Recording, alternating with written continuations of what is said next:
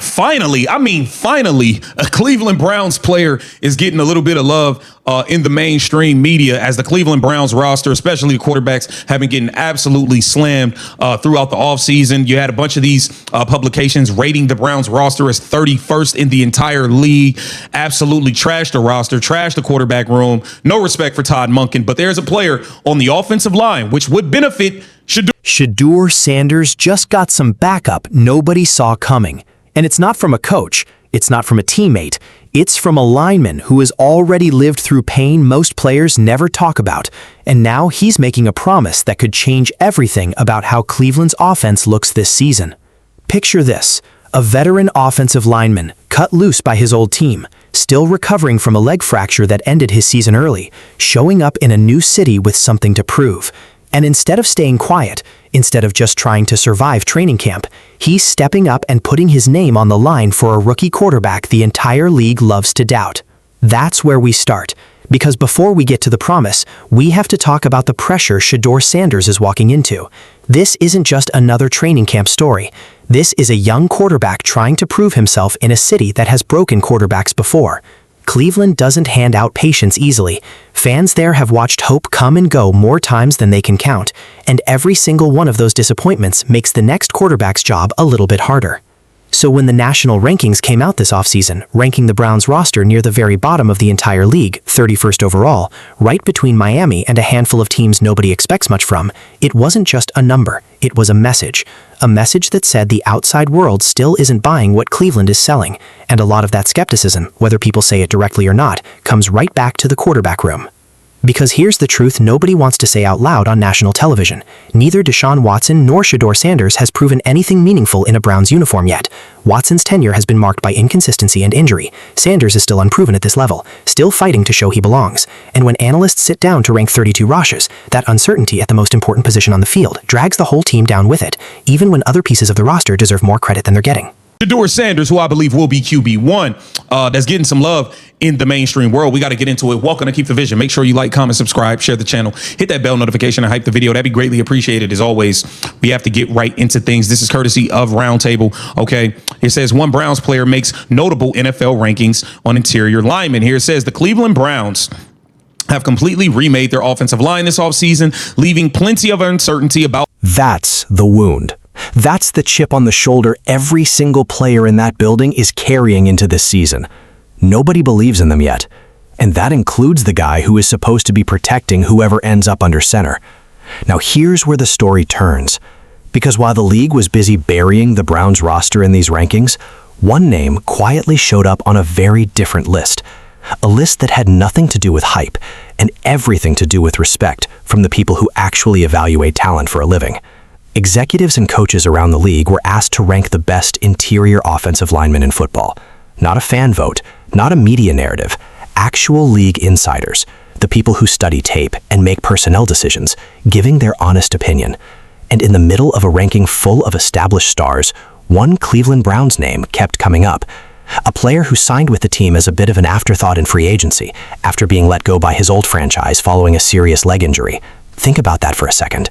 This is a guy who was literally released, cast aside, recovering from a fracture that could have ended a career if things had gone differently. And instead of fading into the background, instead of just trying to hang on to a roster spot quietly, he's already earning respect from the exact people whose opinions matter most in this league. One anonymous executive put it plainly, said he was honestly surprised this player didn't have more trade value around the league, calling him a player who can line up anywhere on the offensive line and still perform at a high level. That's not a throwaway compliment. That's a league insider going out of his way to say this guy deserved more attention than he got. He suffered a lower leg fracture in the team's Week 10 loss to the Philadelphia Eagles. Okay. Versatility, it says, is a key piece of Jenkins' profile. He primarily played center during his 4 years at Mississippi State, but quickly shifted to guard upon being drafted by the Packers in the second round of the 2019 NFL Draft. The move proved to be fruitful, with Jenkins making PFWA All-Rookie Team that season, then following it up with multiple Pro Bowl appearances in 20. And that versatility is exactly what makes this story so compelling. This is a player who spent his college years snapping the ball at center, then transitioned to guard the moment he got to the NFL, and made it work well enough to land on an all-rookie team in his very first season. He kept building from there, Multiple Pro Bowl selections followed, real recognition, real production at 2 different positions on the same offensive line. So when he walked into a new locker room this offseason, in a new city, with a new coaching staff still trying to figure out its identity, he brought something with him that this roster desperately needed. Not just talent, experience with adversity. A player who knows what it feels like to be counted out and come back stronger anyway. That's the connection nobody's talking about enough. Because that same fight, that same refusal to accept somebody else's judgment about your future is exactly what Shedeur Sanders is trying to do right now. A young quarterback the whole country loves to criticize, trying to prove he belongs, standing behind an offensive line anchored by a guy who already proved doubters wrong once this year. If you're just now finding this channel and you want more honest breakdowns of what's really happening inside the Browns building this season, go ahead and hit that subscribe button right now, because we are not slowing down on this story. Now let's get to the promise, because heading into training camp, this veteran lineman didn't just show up quietly and let his play speak for itself. He said something. He made it clear, in his own way, that wherever the coaching staff needs him, whether that's back at center where he spent his college career, or out at guard where he made his Pro Bowl trips, he is going to be ready. No excuses, no hesitation. Just available, versatile, and locked in on protecting whoever is taking snaps behind him. Let's get into this here. List. And this is where you're going to find the Cleveland Browns, because 32nd on this list was the Miami Dolphins, which I actually think is pretty fair. Their roster is kind of in shambles right now. Very much a rebuilding team, the same way the Browns are. But one spot behind the Dolphins, or ahead of the Dolphins, I should say, are the Cleveland Browns, coming in at 31st overall with this very young projected starting lineup that their version includes Deshaun Watson as the starting quarterback. We know some of the other suspects on offense: Quinshon Judkins, Jerry Jeudy, Casey Concepcion, Denzel Boston, Harold Fannin Jr., Spencer Fano, Zion Johnson, Elton Jenkins, Tevin Jenkins, and Titus Howard was the projected starting line. Defensive-wise, That's a bold thing to say out loud, especially for a guy who is still working his way back from a significant injury. But it says something about the mentality this team is trying to build. The new head coach has already made it known that he considers 4 of the 5 starting offensive line spots essentially locked in, and this player is one of them. The only real question left is exactly which position he settles into. But during mandatory minicamp, he was working primarily at center, the same spot where he first learned the position in college, the same spot that could end up being the most important seat on this entire offensive line. Think about why that matters so much. Center isn't just about snapping the ball. It's about communication. It's about making sure the entire offensive line is on the same page before the snap, especially against complex NFL defenses trying to disguise pressure. For a young quarterback still learning to read defenses at this level, having a center you trust, a center who can make the calls and adjust protections on the fly, can be the difference between a clean pocket and a disaster. So when this veteran lineman makes it clear he's ready to anchor that middle of the line, whether Sanders or Watson ends up under center, he's essentially making a promise to the entire quarterback room. A promise that says, "I've got your back," literally and figuratively, no matter who's taking the snaps. And fans picked up on this immediately. Social media lit up with reactions the moment this story started circulating. Some fans pointed out that this is exactly the kind of leadership and stability this offensive line has been missing for years.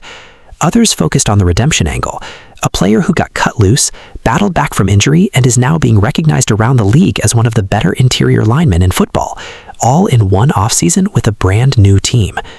There's also a fan segment that's been quietly optimistic about what this means for the running game too, because a strong interior offensive line doesn't just protect the quarterback, it opens up running lanes. And with the offense expected to lean on its backfield weapons early in the season while the quarterback situation continues to sort itself out, having a dependable, versatile veteran up front matters just as much for the ground game as it does for pass protection. That's the turning point in this story, because for months, all anybody wanted to talk about was the uncertainty in the quarterback room. Who starts? Who deserves the job? Whether Sanders is ready? Whether Watson can stay healthy? And all of that conversation, fair or not, buried the fact that the pieces around that quarterback room have quietly gotten better. The offensive line that was picked apart and criticized last season has been remade, and now league insiders are noticing. Alluded to it, Megs.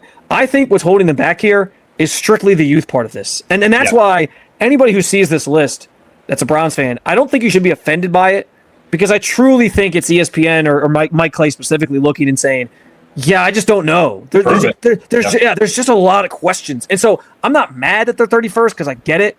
I was mad last year that they were, I think, like, somebody ranked them. I don't think it was Mike Clay. I think it might have been PFF. This doesn't erase the doubts. It doesn't silence the critics overnight. 31st overall is still 31st overall, and rankings like that don't change based on one honorable mention or one bold promise from a lineman heading into camp. But it does shift the conversation, even if just a little.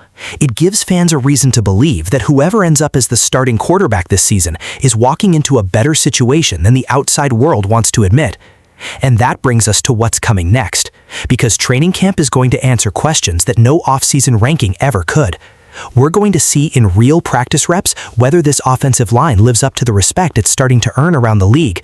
We're going to see whether Shedeur Sanders can take advantage of the protection being promised to him. And we're going to see whether this team, written off before the season even started, can quiet some of that outside noise.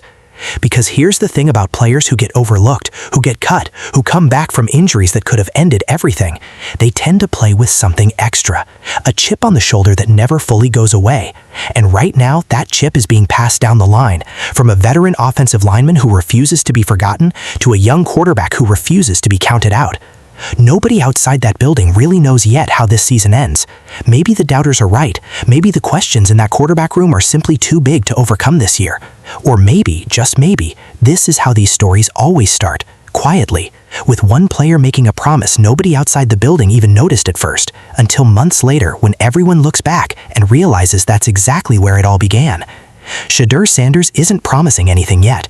He hasn't earned the right to make big declarations, not with everything he still has to prove on the field. But behind him, right now, somebody already is. And if that promise holds up once the pads come on and the lights turn bright, this Browns offense might look a whole lot different than anyone outside Cleveland expects.